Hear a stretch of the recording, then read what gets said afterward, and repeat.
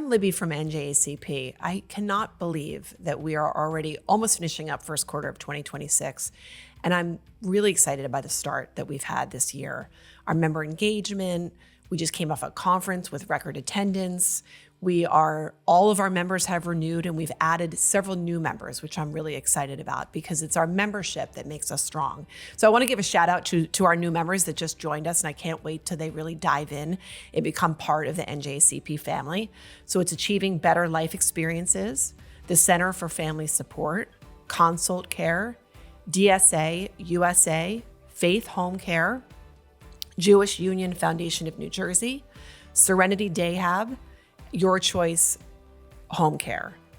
Earlier, as I had mentioned, first of all, I just want to say welcome all of you to NJACP family.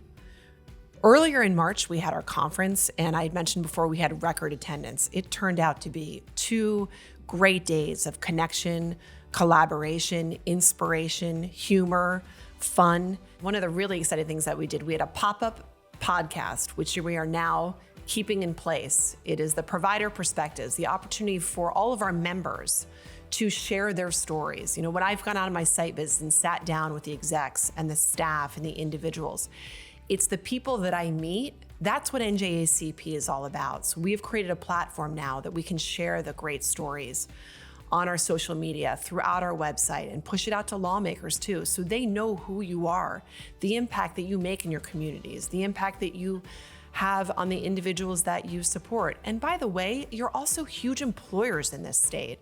And it's the message that we want to get out there. And I look forward to welcoming you onto our new podcast.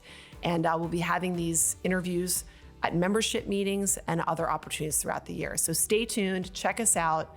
The Provider Perspective, it's all about you. And next year is going to be our 40th anniversary of the conference. And I promise you, it's going to be our best conference yet.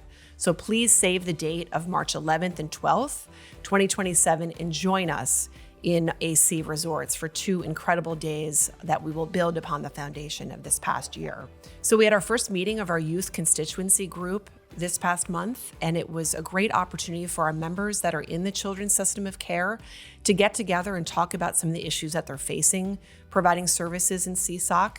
And we also had some members, of course, transition is an important issue for all of our members. We had 2 representatives from the Department of Children and Family come to speak to us, focusing on the support that they provide in the transition process. And the provider community had the opportunity to offer some suggestions.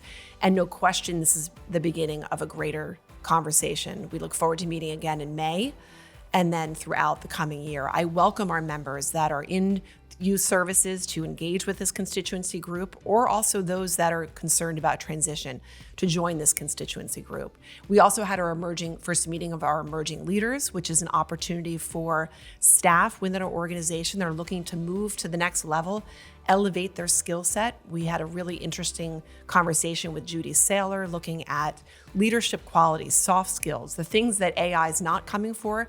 We really delved into and how important those opportunities for listening and communication and connecting with people are so important regardless of what role you are within an organization. Several of our members also participated in a new initiative from the Department of Human Services and provider groups called the Alliance for Safety and Prevention, ASAP. Last week there was a prevention summit while so many of our members shared real-world examples that are working and promoting safety and prevention.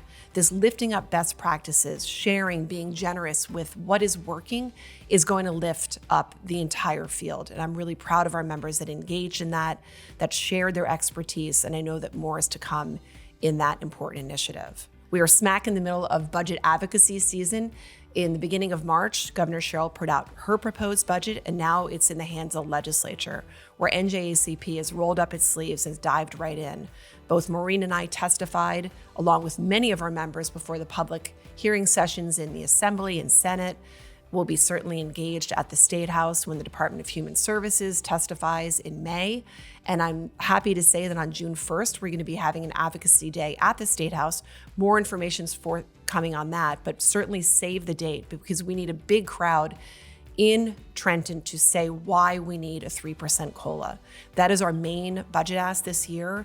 It's incredibly important that with costs increasing and needs increasing, that the funding from the state keeps pace. And just a modest 3% COLA is what we're asking for. And it's not really a request, it's a necessity.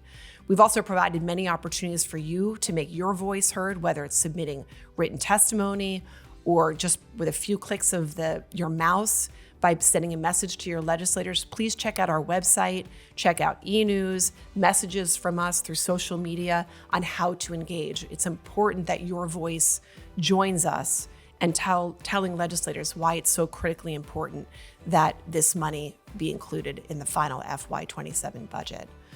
I've also been happily still on the road with my site visits. I was at the Bancroft Welsh campus, which was an incredible campus for youth. And I understand that there are children from all over the country that come to the Bancroft Welsh campus, which speaks to the innovation and how really in New Jersey, we are leading in this space. We have providers across the state that are doing remarkable things, and we need to share those stories. I was also up at NJACP, a group home way up in Bergen County, which is one of the first organizations that was developed for Jewish individuals in the north parts of the state, which was really great. You got the sense of family being in that group home. I was also visiting one of our newest members, Faith Dahab, which was an incredible Dahab facility, bright and sunny, and the interaction between the staff and the individuals was really uplifting and a great way to spend my St. Patrick's Day. There are so many opportunities for you to connect with NJACP, and we welcome you to join us. Please share our stories on social, follow us on social media, all of our channels, and share the good work that we're doing, because the good work is all about you, and we need to get that information out there, and it's up to us to make it happen. So please join me, and I look forward to seeing you soon at an NJACP meeting, either online or in person. Thank you.